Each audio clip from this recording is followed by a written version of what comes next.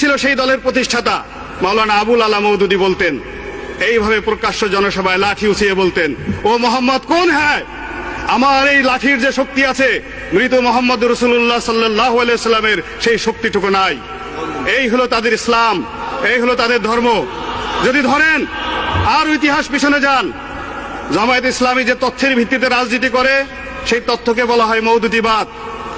মাওলানা আবুল আলা মওদুদী যে তথ্যের ভিত্তিতে রাজনীতি শুরু করেছিল তাকে বলা হয় ওয়াহাবিবাদ।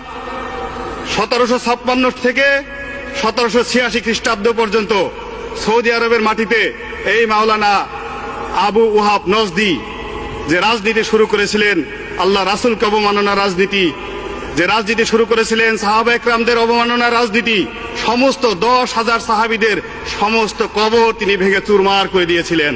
এবং তিনি একই কথা বলতেন যে মুহাম্মদুর রাসূলুল্লাহ এবং তার সাহাবী যারা মারা গেছেন তাদের ন্যূনতম শক্তি নাই, তাদের কোনো ক্ষমতা নাই, তাদের কোনো মর্যাদা নাই।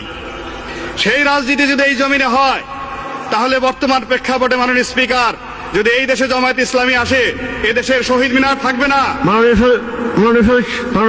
স্পিকার আমাকে 2-3 মিনিট সময় দিবেন। আপনি শুনেন, আপনার সময় আরো 5 মিনিট বৃদ্ধি করা হলো। মাননীয় স্পিকার, যদি জামায়াত ইসলামী এবং তার দোসরেরা এই দেশের রাষ্ট্র ক্ষমতায় পুনরায় আসে কি হবে? তারা যা বিশ্বাস করে এই দেশে হাইকোর্ট মাজার থাকবে না। এই দেশে তারা প্রথম যে কাজ করবে এই জিয়াউর রহমানের মাজার তারা নিজের হাতে ভেঙে ফেলবে সেই দিন।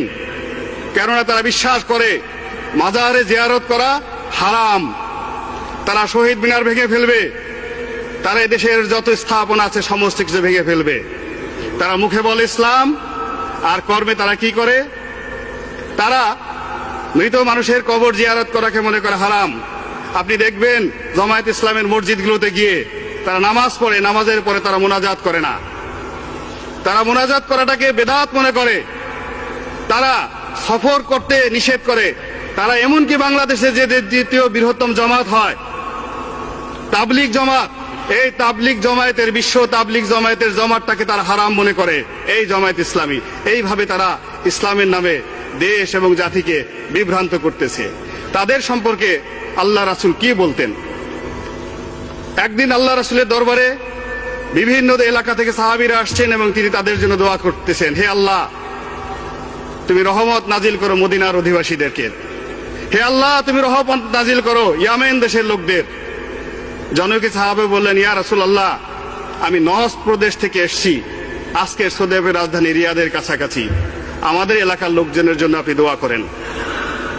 আল্লাহ রাসূল দোয়া করলেন না। উনি আবার বললেন, আল্লাহ রাসূল দোয়া করলেন না।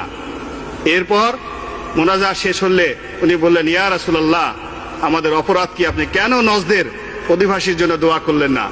আল্লাহ রাসূল বললেন, তোমরা শুনে রাখো ওই নজদ প্রদেশ থেকে এমন এক মানুষের উদ্ভব হবে যার উপাধি হবে শয়তানের শিং, এবং যার দ্বারা এই জমিন ইসলামের নবুয়তের খিলাফতের যে ক্ষতি হবে এই ক্ষতি আর কোন সম্প্রদায় দ্বারা অতীতে কখনো হয় নাই।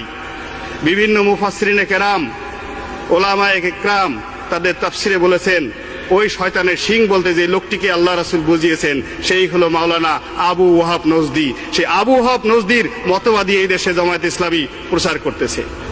মাননীয় স্পিকার, এই যে তারা মুখে ধর্মের কথা বলে কর্মে অধর্মের কাজ করে, তাদের যদি প্রতিষ্ঠার চিন্তা করেন 1941 সনে যখন এই ব্রিটিশ ভারতে এদেশের মুসলমানরা স্বাধিকার আন্দোলনের জন্য আন্দোলন করছে, তখন মাওলানা আবুল আলা মওদুদী, তার অন্যতম সহযোগী মাওলানা রশিদ আহমেদ গাঙ্গুলি দেওবন্দ মাদ্রাসার শিক্ষক এবং বেহেশতি জেওরের লেখক মাওলানা আশরাফ আলী খান থানভী এরা একসাথে যুক্তি করে ব্রিটিশদের টাকা খেয়ে তারা তৎকালীন মুসলিম লীগের বিরুদ্ধে একটি বিকল্প শক্তি হিসেবে তারা রাজনীতি শুরু করেছিল।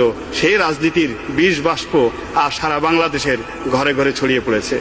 আল্লাহ জানতেন, মহান আল্লাহ রাব্বুল আলামিন জানতেন এই জমিনে জামায়াত ইসলামীর মতো দলের আবির্ভাব হবে যারা ইসলামকে ক্ষতি করবে, যারা তার রাসূলকে অনুসরণ না করে তাকে অপমানিত করবে।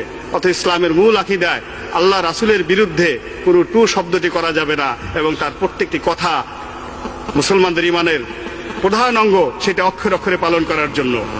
এই জামায়াত ইসলামী তাদের কর্মকাণ্ড সম্পর্কে আল্লাহ কি বলেছেন, সূরা নিসার 65 নম্বর আয়াতে আল্লাহ কি বলেছেন, আমি সেই কথাটি আপনাকে বলতে চাই মাননীয় স্পিকার।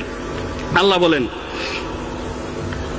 ফালা ওয়া রাব্বিকা লা ইউমিনুনা হাত্তা ইউহাক্কিমুকা ফিমা শাজারা বাইনাহুম সুম্মা লা ইয়াজিদু ফিহি আনফুসিহিম হারাজান মিম্মা ওয়াকাযাইতা ওয়া ইউসাল্লিমু তাসলিমা।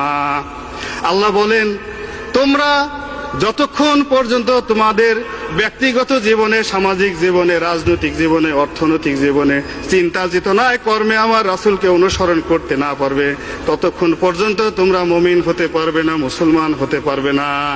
মাননীয় স্পিকার, এই আয়াতটি দ্বারাই বোঝা যায় যে জামায়াত ইসলামী বাংলাদেশে আসলে কি করছে এবং তাদের ধর্ম এবং তাদের মতবাদ সম্পর্কে এদেশের মুসলমানদের উপরে আমি দায়িত্ব দিলাম, তারাই বিচার করুক।